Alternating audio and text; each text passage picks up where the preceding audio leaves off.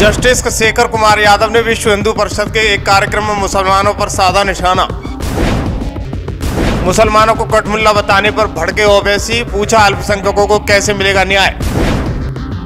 जज की अभद्र टिप्पणी के बाद मुस्लिम समुदाय में भारी आक्रोश, जज को सुनाई खरी खोटी।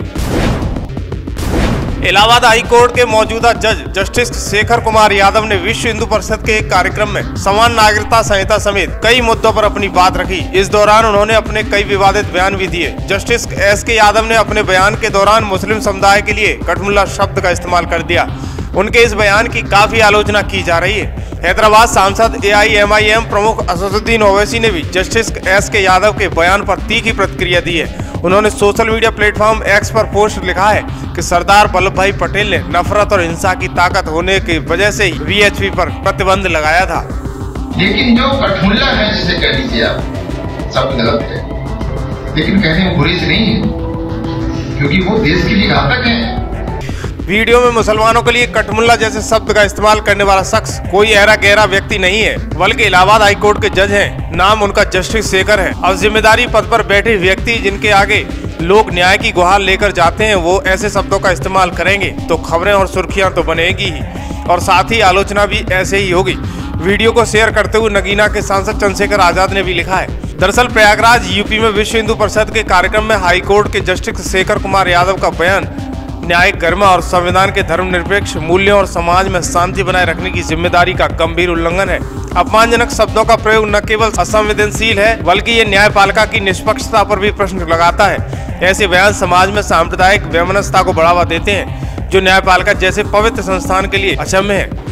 एक न्यायाधीश का कर्तव्य है कि वो अपने शब्दों और कार्यक्रम के माध्यम से समाज को एकजुट कर सके, न कि वैमनस्यता को बढ़ावा दे। ऐसे बयान न्यायपालिका की साख को कमजोर करते हैं और जनता के विश्वास को ठेस पहुंचाते हैं। न्यायाधीश का धर्म केवल न्याय होना चाहिए, न कि किसी समुदाय के प्रति पूर्वग्रह।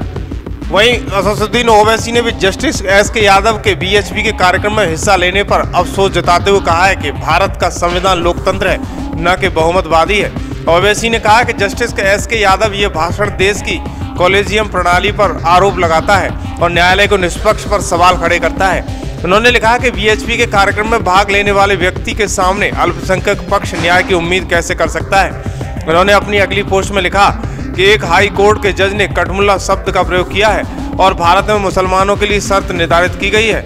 हैदराबाद के सांसद ने अपनी पोस्ट में retirement of value of judicial life से कुछ हिस्से भी साझा किए हैं, जिसमें न्याय व्यवस्था में शामिल जजों को अपनी भूमिका और व्यवहार को लेकर सजग रहने की सलाह दी गई है। इलाहाबाद हाईकोर्ट के जज शेखर कुमार यादव ने VHP के कार्यक्रम में समान नागरिकता संहिता को देश को जरूरी बताते हुए कहा कि ये देश हिंदुस्तान में रहने वाले बहुसंख्यकों की इच्छा के अनुसार चलेगा। उन्होंने इस दौरान मुस्लिम समाज को कठमुल्ला बताते हुए विवादित टिप्पणी दी है। जज होकर के आप ऐसा बोल रहे हैं, कानून तो भैया बहुत संख्यक से चलता है। परिवार में भी देखिए, समाज में भी देखिए, जहां पर अधिक लोग होंगे जो कहते हैं उसी को माना जाता है। लेकिन आप जबरदस्ती करेंगे आप कि नहीं साहब हम तो ये मान के चलेंगे। लेकिन मैं क्या आपको बता दूं, ये जो जिनकी हम बात कर रहे हैं सब बुरे नहीं है, वो सब बुरे भी नहीं है। ये जो त्रुटियां या बुराइयां जो हम आपको बता रहे हैं वो भी मानते हैं बुराइयां हैं। वो 4 पत्नियों के पक्ष में नहीं रहते हैं, पत्नी को तलाक, ट्रिपल तलाक के पक्ष में नहीं रहते हैं, बच्चियों को मार दिया जाए इससे पक्ष में नहीं रहते हैं। लेकिन जो कठमुल्ला है, जिसे कह लीजिए आप, शब्द गलत है, लेकिन कहने में बुरे से नहीं है, क्योंकि वो देश के लिए घातक हैं, बिगाड़ने वाले लोग हैं, जनता को भड़काने वाले लोग हैं, देश आगे न बढ़े इस प्रकार के लोग हैं। उनसे सावधान रहने की जरूरत है, क्योंकि ये जो कानून बिल है ये केवल और केवल उन पर्सनल लॉ में आई बुराइयां तक ही सीमित नहीं है। ये जब बुराइयां दूर होंगी तो निश्चित रूप से हमारा देश भी प्रगतिशील होगा। ये एक जज का कहना कि आप पहले हिंदू हैं, ये जरा सा एक प्रॉब्लमेटिक चीज है, क्योंकि कितना भी हम ये कह लें कि हिंदू शब्द जो है वो किसी धर्म विशेष को आइडेंटिफाई नहीं करता, लेकिन फिर भी करता है। अगर हम ये कह भी दें कि ये एक जोग्राफिकल टर्म है कि जो सिंधु के इधर रह रहा है वो हिंदू है। सर सैयद अहमद खान तो मुसलमानों को भी कहते थे हिंदू हैं, क्योंकि ये ज्योग्राफिकल टर्म माना जाता था। लेकिन ये कि इस तरह की बात जो है, जो एक जज ने ओथ ली है, जिसमें विदाउट फियर और विदाउट फेवर होगा, तो जैसे कहते हैं ना कि justice should not only be done, it should appear to have been done. संविधान जो है वो मेजोरिटेरियनिज्म के सख्त विरुद्ध है। सरकार बनाने के लिए मेजोरिटी चाहिए, लेकिन अगर मेजोरिटी के बूते पर संसद जो चाहे कानून बना दे, तो आप सोचिए कि जो जुडिशियल रिव्यू की पावर दी गई है, जिसको बार बार सुप्रीम कोर्ट ने मूलभूत ढांचे का हिस्सा कहा है, वो क्या है?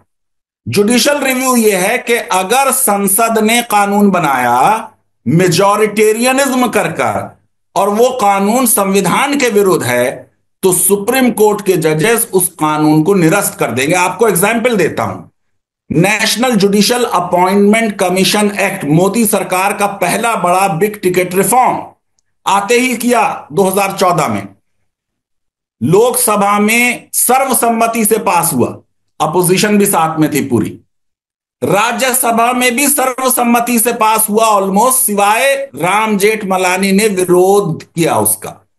लेकिन सुप्रीम कोर्ट के जजेस ने 4-1 से उसको निरस्त कर दिया। उन्होंने कहा यह संविधान के मूलभूत ढांचे का हिस्सा है। तो यह कहना कि संविधान के तहत जो बहुसंख्यक चाहेगा वो देश में होगा, यह संविधानवाद के विरुद्ध है। संविधानवाद यह कहता है कि जो संविधान कह रहा है उससे चलेगा।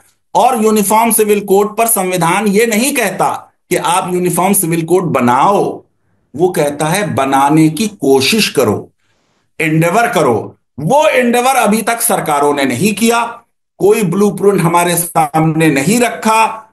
और जो उत्तराखंड की यूनिफॉर्म सिविल कोड आई, ये अनुच्छेद 44 वाली नहीं है, क्योंकि 44 वाली जो होगी वो पूरे देश पे लागू होगी। उत्तराखंड की यूसीसी जो है वो बेंगलोर में लागू नहीं होगी और पटना पे लागू नहीं होगी।